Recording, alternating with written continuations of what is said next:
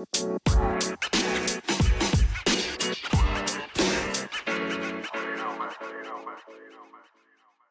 know that moment where after you break up with someone and then you feel like your world is collapsing and you want to die, so broken and you're so sad and you just want them to call you and come back and you can do anything.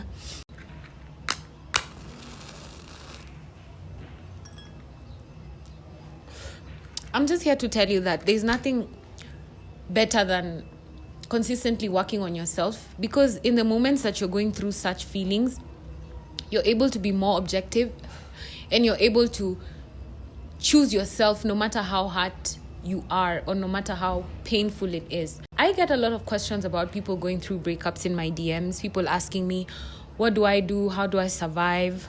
And the thing is, when you're on the side of the breakup, of course, that's how you feel, like your life is ending.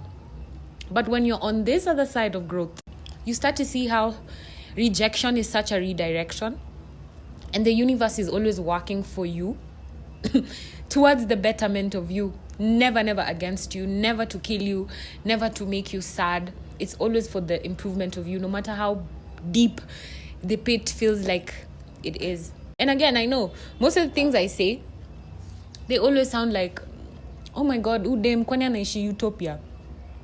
Hizi vitu anasema too good to be true or easier said than done.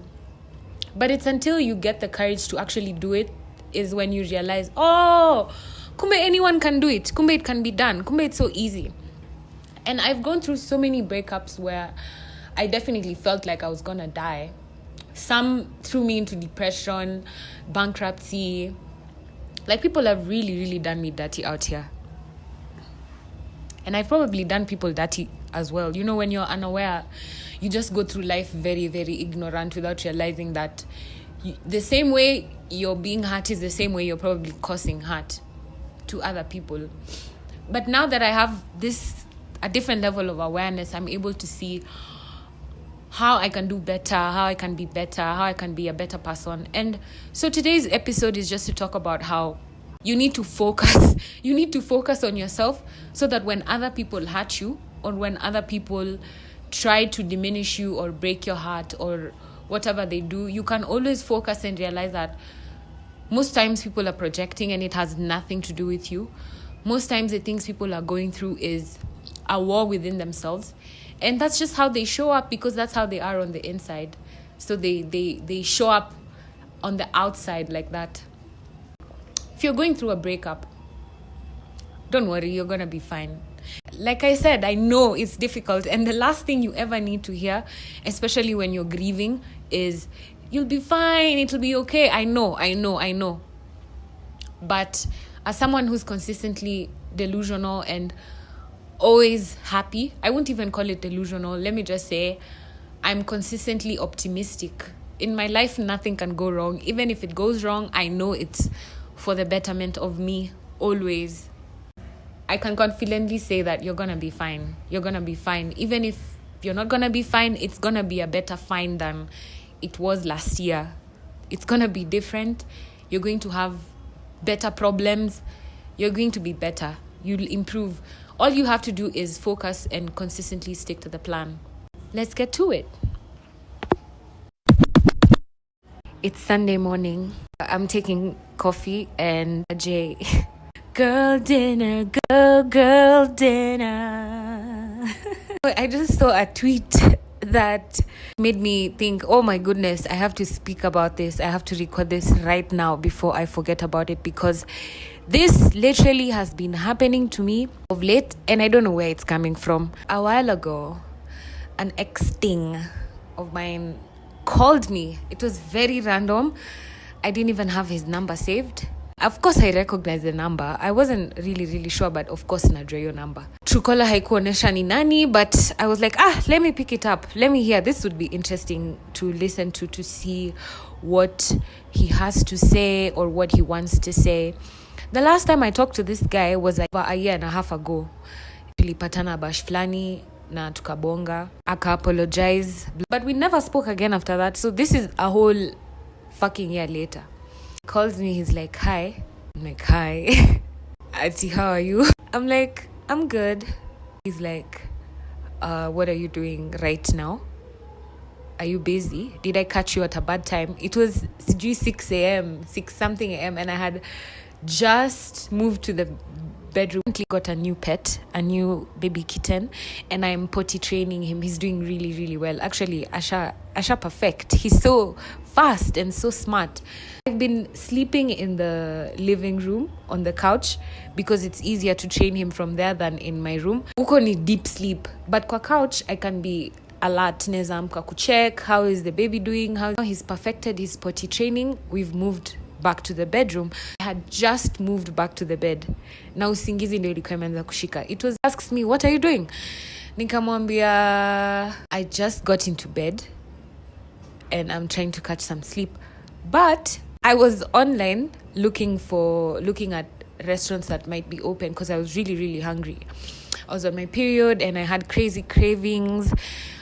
And there's something specific I really, really wanted. So I was trying to figure out if I can place my order so that by the time naamka, delivery itakuwa kwa dispatched, ni mimi tu nangoja food ifike. I told him I was craving food, I was feeling hungry, but I was also trying to fall asleep. Juu restaurants most hufungwa at around 10 a.m. He's like, okay, I'm coming to get you. Let's go get what you're craving. I was thinking, what do I say? Do I say no? I mean, the right thing to do would be to say no, because of course I've moved on. But then I was like, sasa, why not let him treat me nicely? He wants to do it, and it's not like I'm angry or there's beef or whatever. He wants to go and spoil me, so fine, let me just go with him. And this guy, some of the reasons we broke up was because of the way he used to treat me. He used to treat me really, really horribly. Of course, he cheated as fuck. But like, even just the way he spoke to me, the way he was always... alikuwa tu na madharau, and he was consistently angry. We would spend the whole day without even talking to each other. The only time he would talk to me was when he wanted to smash. And it was so weird. And I was so young. But because I grew up in a very dysfunctional household where those are the same vibes my dad brought. He was always mad, always annoyed. When he came home, everyone ran away. So to me, that kind of treatment, that kind of reaction was very normal. Nilikuwa najua watu si lazima waongeleshane. We can be hanging out. Amenifuria ama sijui yako moody or whatever, I didn't know.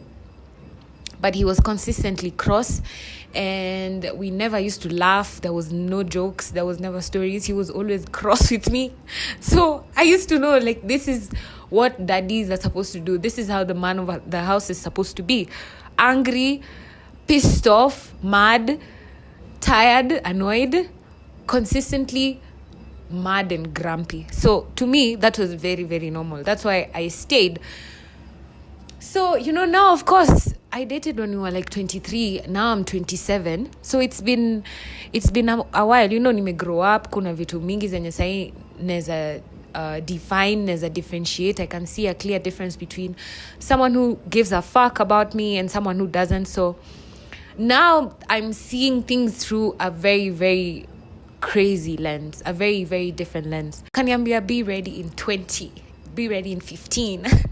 Nikamshow ezi lazima nioge. Akaniambia si ati itatukawia, like, you don't need to do too much.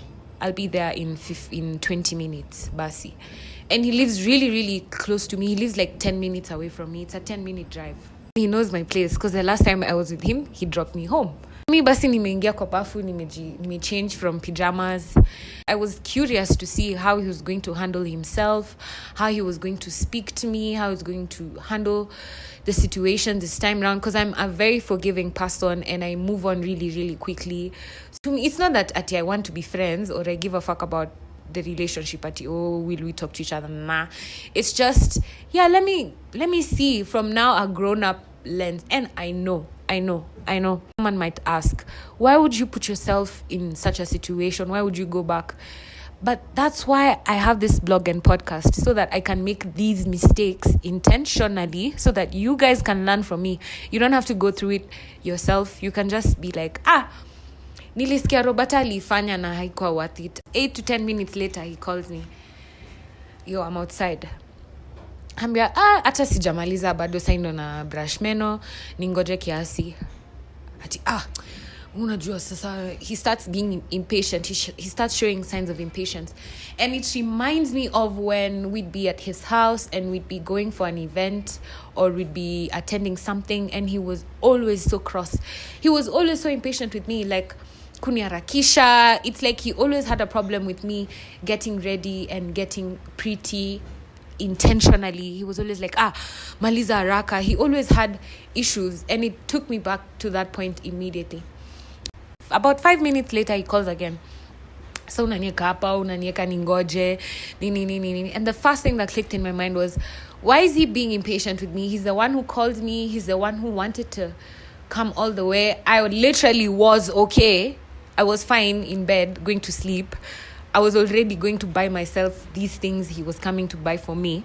So it's not like I was suffering or I was gonna die if I didn't go downstairs to see him. 10 minutes, I'm finally ready. I go downstairs. Of course, nika light kindukulu kiasi. Alafu juu nilikuwa najua tunaenda kudishi. Alafu nikashuka downstairs. I see his car. I go say hi. On the phone call, he talked about when he was asking me, before he came to get me, he was like, bado naishi ghetto. Okay. I didn't take that as an insult or anything, because I'm really proud of where I live and I really like where I live. But I know because of his personality, he was trying to say it in a way to make me feel less, like to diminish my efforts. Nobody knows how hard I have worked to be able to move out of my parents' house. Even if I lived in a shack somewhere, nobody would understand the kind of effort it took for me to get to where I am right now, and to be able to pay rent consistently in this economy for 2 years. Crazy. So I noticed his tone. I noticed the way he was trying to belittle me. But, I'm just taking key points. I'm taking points so that I can assess the relationship. I can assess how he made me feel after the encounter, everything. Then he's like, okay, ingia kwa gari tuende. He never once complimented me. He didn't say, oh, you look good. I mean, used to being showered with compliments. Let me just say, even when men like you, the way they treat you, the way they speak to you, the way they like you. And remember, I'm just saying men because I primarily date men. You can apply this however way, whether you're speaking about women or whether you date women and men. Note of that. Instead of complimenting me, he had already started off with the huku kwenu, huku ni the ghetto, ingia kwa gari twende. He didn't once compliment me. He didn't say I smell good, and I smell really, really good.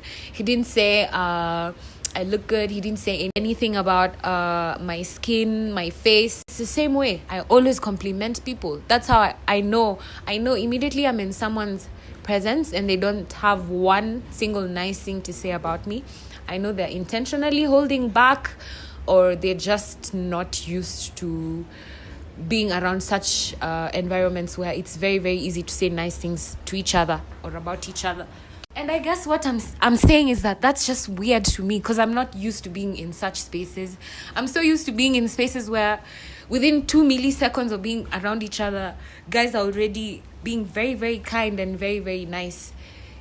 I always say that's the kind of energy I attract everywhere I go, but it's something I intentionally notice. So anytime I'm around, especially a man that I have been with romantically or sexually, and they have not one nice thing to say about me, can't even compliment me, hey, today you look pretty, I know they're holding back. I know they're intentionally holding back.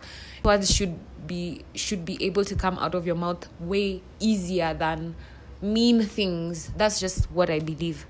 The car, we drive off, we start talking, and then he notices I smell like weed. Says, yani umeshuka na hiyo stuff. Nikamwambia zi, ilikuwa tu puff mbili nikishuka downstairs.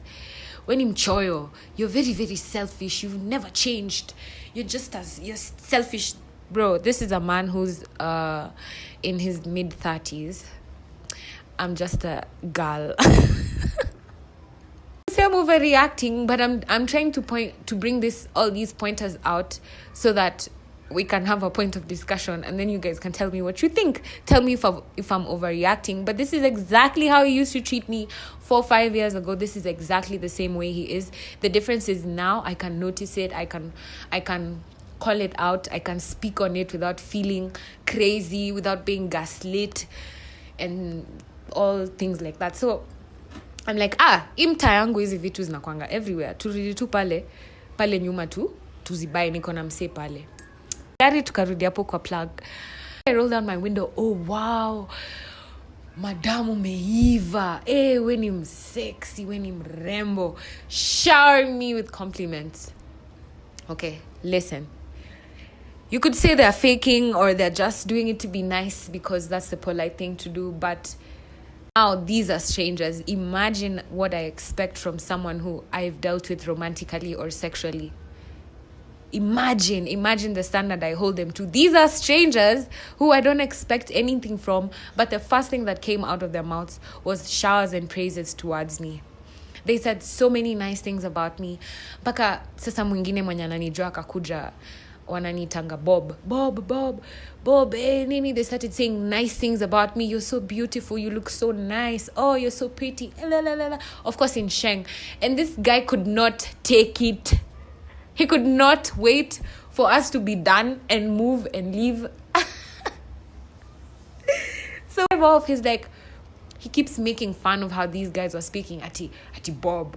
I was say ati wanakuita Bob. He made fun of them and made fun of how they were complimenting me. Almost as if trying to take away from all the compliments I was getting. Like, to try and diminish that compliments za maboy wa mtaa hasn't mean anything. Like, for it, nisi believe it. That's the kind of vibe I got.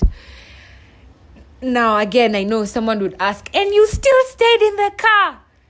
Hear me out. I need to go through with it. I need to go through with it to the end so that I can come and speak on it and we can decipher. I ran off my seatbelt to go with him, and he's like, no, don't worry. I got it. You can sit in the car. Let me go get the food. He buys wanted, shukrani. He comes back to the car and he's like, back to my place. You can eat from there. So we go to his place. Tukafika, of course, tukawasha mali. And then as I start eating, he starts calling me names. He's like, oh, kuna njaa kama ya nguruwe. Which reminds me, when I was in a relationship with this guy, it wasn't even a relationship or whatever. When I was with this guy, he would buy food for us, or even when he makes food, tuna serve food, the first serving, and then he would go for the second serving. House, it's his food, cool, and then leftovers and be like, ndakula baadaye, wacha niende ni take a nap, nikiamka ndakuja kula. Bro, he would eat my leftovers. So imagine I wake up and I go stone, and then I open the fridge and my food is gone. Imagine the agony this person used to cause me. But here he was calling me angurue. I mean, maybe in his head, these comments are jokes. But for someone like me who loves to hear praises and good words consistently, I'm just wondering, you can't compliment me. Like, why do you keep saying the meanest possible things to me, even as a joke? I'm not used to self-depreciating jokes that, oh, weni nguruwe, oh, weni mjinga, oh, bro, such jokes, oh, naishi, such jokes, they don't fly with me. They're not jokes. Because my other friends don't make such jokes. They just say nice things about me. Used to people being mean or saying mean things to me. It's not funny to me. I don't find it amusing. It's not interesting. So every time he would say something weird, I would just kunja my face and look at him like, that's like, what? How can those words come out of your mouth? And he would clock it and he would try to recant, but it was too late because it already flew out his mouth. And I could tell that he's so used to being around people who let him speak like this. He's so used to being around people who let him talk like this. But for me, it was just weird. The whole time, it was very, very weird. Actually, nilikuwa nashanga, bro. 5 years later, there's no improvement. You've not done better. You're still the same way. This is so wild to me. holds my hand and he walks me to the bedroom and he's like, let's go chill on my bed. And immediately I know what he's after. I know what he's thinking. I know, ooh, jackpot. This man thought if he calls me and he buys me food, I'm going to spread my legs. I'm just going to sleep with him because he knows he can call me once a year and I'll always pick up, and then he can come and take me and go sleep with me. And I just felt very, very sad for younger me, because I counted the times he'd do this and I used to think it was because he loved me or because he missed me or because he was madly in love with me. And I used to fall for it each time, because he would come and get me at 2 a.m., 3 a.m. at my mother's house. And that time he's 10 years older than me. Like, oh my God, this guy, he's so romantic. When we fight, he comes to get me and then he goes and spoils me.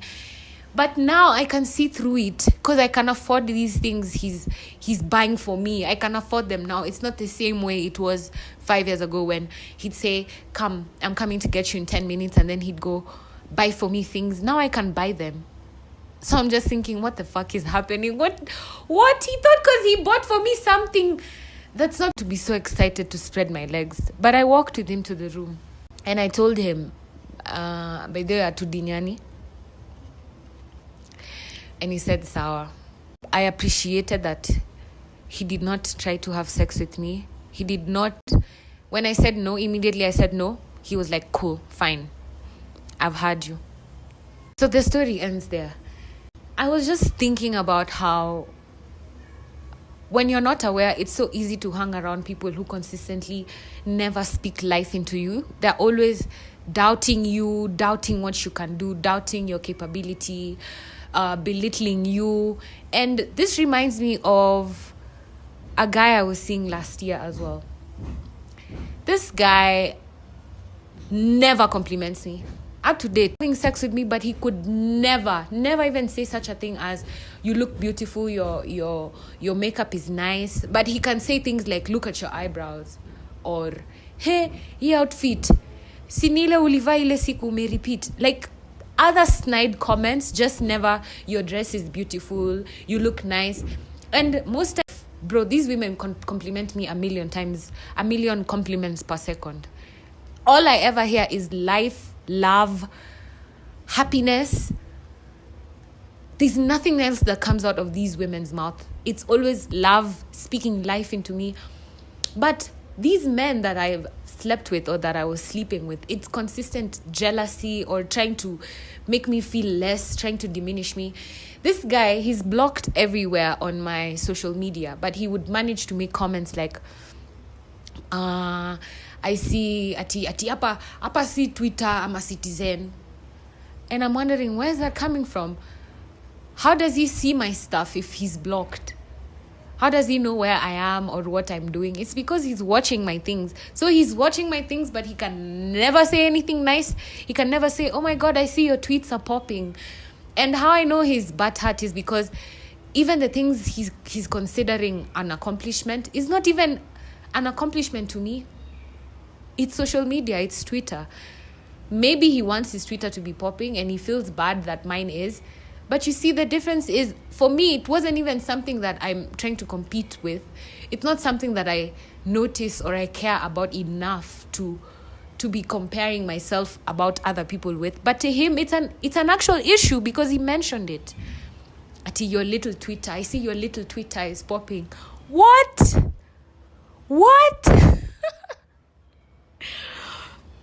My point is, most times these hating us people are in your camp, and if you're not keen, you're not going to notice.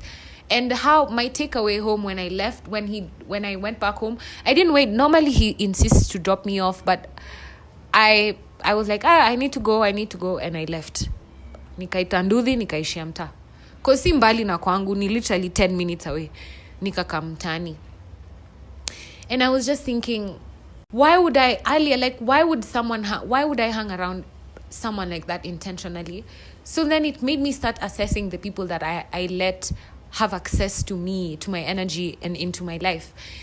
And even though I'm really, really grateful for the growth and for the intentionality I have with creating a space for me that makes me feel safe and very, very comfortable, it's just really crazy to look back and realize that these are the people I would allow into my space. Because even now, that's such a bare minimum for me. If you can't speak life into me, if you can't encourage me, and you can't speak well about me, why would I let you into my life? Kitambo isi kitu ninge notice. This is something that I'd be like, it doesn't matter. You don't have to give me compliments. You don't have to share my stuff online. You don't have to refer me when people are looking for someone who does what I do. You don't. But now that I'm used to people who do this for me so willingly, I don't even have to ask. I don't even have to ask for my friend to refer me. Bro, they did it already. So now it's like, why would I be around someone who doesn't want to be seen with me? They don't want to see me making money. They don't want to be. Why? Even I don't do that to the people around me. Because I'm consistently plugging my friends, consistently pushing them, consistently speaking life into them, consistently complimenting them. And that's why they treat me the exact same way. There's nothing less that I receive. But hanging around men who try to diminish me, their jealousy is just showing. And I'm wondering, bro, you're way more successful than me. Me atando naanza sai. The Ubandudi to leave. I went to his room to let him know that I was leaving. And I was texting my friend. My friend was like, why don't you just leave without letting him know? But, basic human decency, basic courtesy. So I went to tell him, mi nisha shiba. Nisha satisfy cravings zangu. Meta Uber, I have to leave. And he's like, no, I don't want you to leave. Could you stay longer? But even I thought we were gonna hang out because I thought he came to get me so we could watch a movie. But saa yeye alikuwa analala na mimi sikuwa nasikia usingizi. Mimi nilikuwa kwa living room. And I didn't want to make him have to stay up because of me. So I feel like you're really exhausted. You should just rest. Let me go because I need to get some work done. Wacha mimi niende.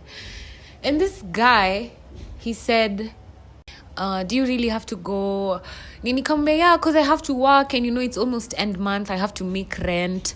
Right now I'm not employed. I have to find a way to make the money. Akaniambia, how much? Sini 7K.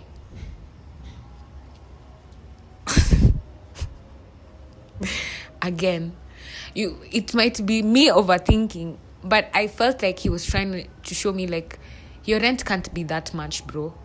You live in the ghetto, so your rent can't be that much. So why are you leaving? And I told him, if I stay, are you gonna pay the rent? And I told him how much my rent was. And I asked him, you can't pay it? You're acting like it's kidogo, but you can't pay it? He's like, no. Okay, fine, then just go. I'm like, if you really wanted me to stay, you would have just paid it since it ain't a thing. Even if it's just 7K, you would have paid it.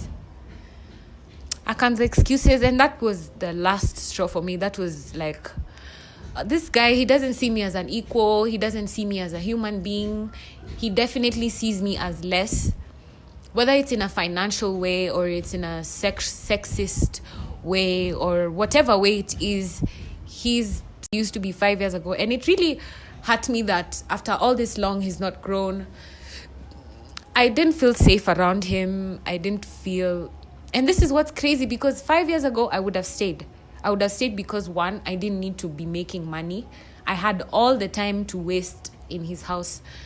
Two, I probably couldn't afford to go home. To go home, I would have needed to use a matatu or an Uber.